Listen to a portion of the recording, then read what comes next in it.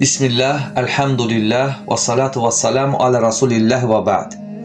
Allah Resulünün sallallahu aleyhi ve sellem cömertliyi və səxavəti haqqında kiçik bir xatırlatma.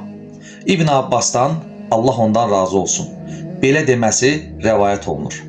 Resulullah sallallahu aleyhi ve sellem insanlar arasında ən cömert, ən əli açıq bir insan kimi tanınardı. Onun bu cömertliyi və səxavəti xüsusilə Ramazan ayı girəndən çıxana kimi daha çox müşahidə olunardı.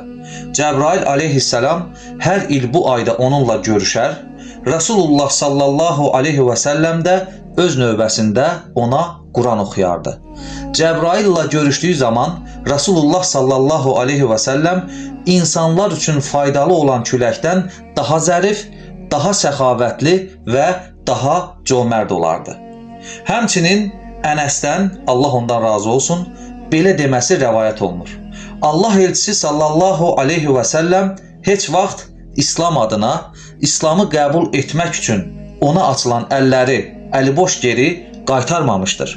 Bir nəfər onun huzuruna gəlmiş və o həmin adama zəkat üçün yığılan sürüdən 2 dağ arası qədər qoyun sürüsü vermişdir. Həmin adam da öz qəbiləsinə qayıdaraq, ay cəmaat, müsəlman olun, çünki Muhammed payı yoxsulluqdan qorxmayan bir insan kimi verir deyə car çəkmişdir. Allah Azze ve Celle hər birimizə Resulullah sallallahu aleyhi ve sellemin sünnəsini haqqıyla yaşamağı nəsib etsin. Allahümme amin. Subhaneke Allahümme ve bihamdik. Eşhedü en la ilahe illa ent. Estağfiruka ve atubu ileyk.